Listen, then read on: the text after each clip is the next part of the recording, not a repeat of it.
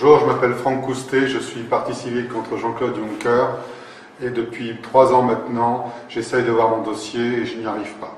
Le parquet de Luxembourg, en la personne de M. Jean-Paul Freising, qui n'est autre que lié familièrement avec l'épouse de Jean-Claude Juncker, bloque les réquisitions en vue de l'interpellation de Jean-Claude Juncker. Jean-Claude Juncker, président de la Commission européenne aujourd'hui, est l'ancien Premier ministre qui a fait assassiner un homme en vue de lui spolier la fortune au Luxembourg.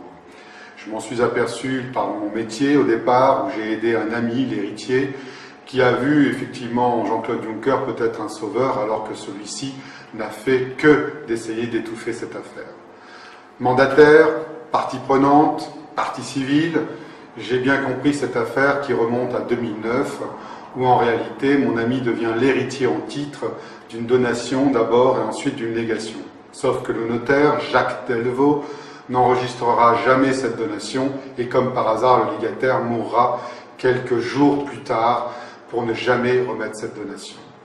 1 an et demi plus tard, mon ami, en ma compagnie, revient pour refaire cette donation à la personne de l'épouse, la veuve. Comme par hasard, cette épouse aura un accident dans le cadre de sa maison domestique, sera d'une part accompagnée à l'hôpital, par qui on ne sait pas, et ensuite cachée dans une maison de retraite. Je la retrouve, je demande à mon ami l'héritier de relancer cette donation, puisque voulant m'aider, j'avais des choses à payer. En réalité, cette donation sera une nouvelle fois supprimée, ou en tout cas collectée par le ministère public, qui ne souhaitait pas que cette donation se fasse. Pourquoi? Et je l'apprendrai beaucoup plus tard, c'est-à-dire en 2013, fort de mes plaintes et de mon mandat, par Robert Biver, le procureur général de l'époque. En réalité, cette donation qui aurait dû être le 11 juillet 2012 à 23 millions d'euros, plus 12 millions que la notaire venait de voler, elle est toujours en fonction, je parle de Martine Venandi. Cette donation n'aurait pas dû être de 37 millions d'euros, mais de 105 millions d'euros, soit 70 millions d'euros qui ont été détournés bien avant 2012, et c'est la raison majeure. Alors, qui sont-ils, ces escrocs criminels?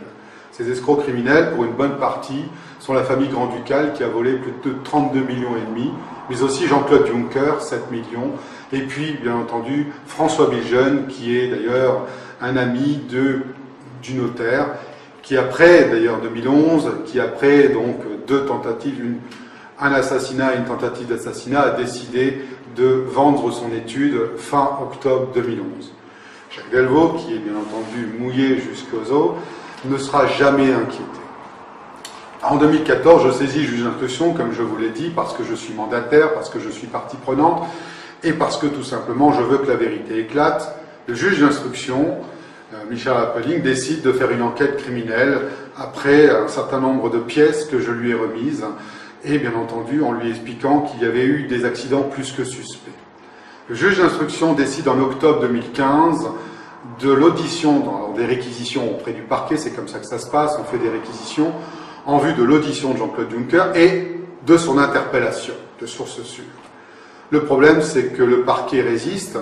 Le parquet ne veut pas me montrer, bien entendu, les documents, parce que si en montrant les documents, ils savent que je vais agir et que je vais donc faire exécuter la décision, voire la mettre dans la presse. Donc j'alerte la presse en disant que depuis 2 ans, je fais des recommandés, disant que j'ai tout pouvoir pour pouvoir effectivement agir et donc voir ce dossier.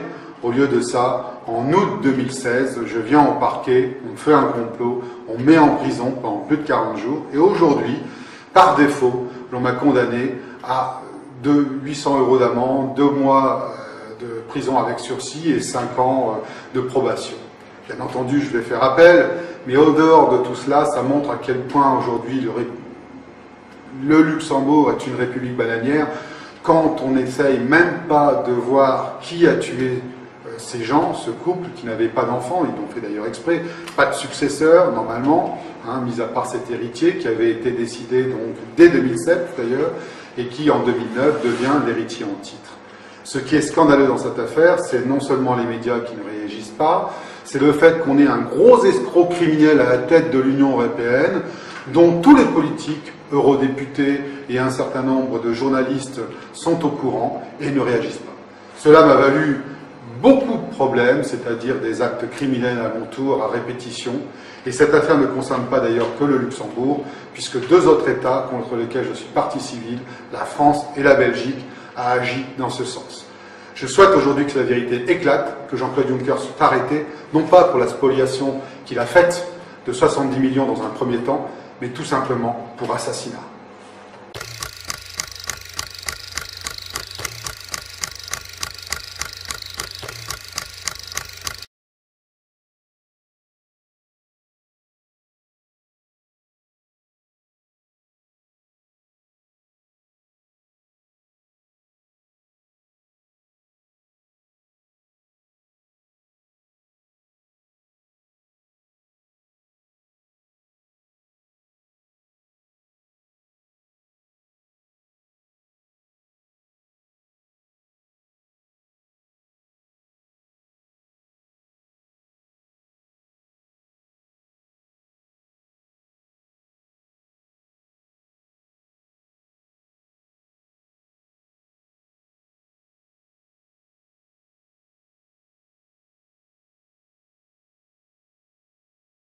Bonjour Monsieur Macron.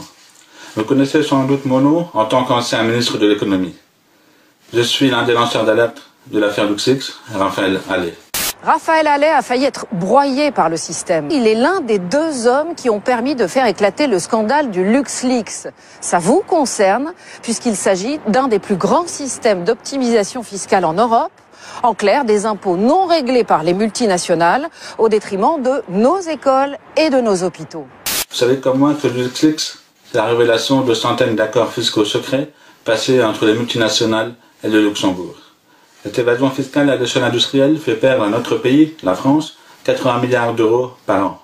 C'est plus que le budget de l'éducation nationale. Cet argent devrait être dans les caisses de notre pays si les lois de l'Europe, cette Europe que vous semblez tant aimer, étaient respectées. Elles ne le sont pas. Je suis sûr que vous êtes sensible à cette question de l'évasion fiscale en tant qu'ancien associé gérant de chez Rothschild et compagnie.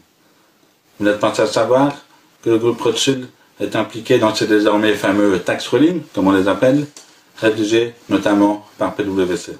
J'ai donc cherché, sur le site de votre mouvement En Marche, vos propositions.